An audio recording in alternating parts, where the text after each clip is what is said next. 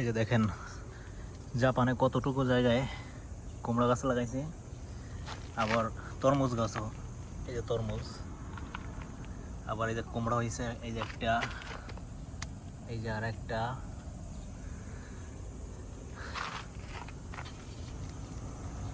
তারপরে এই পাশে আর একটা,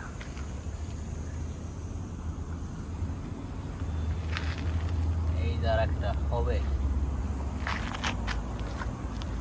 এই যে তরমুজ আর একটা হচ্ছে, এখানে তরমুজ গাছ আছে। আবার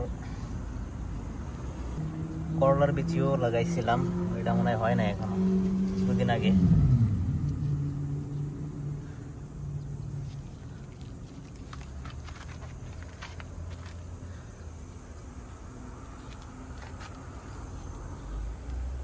এতটুকু জায়গায় সবজি চাষ।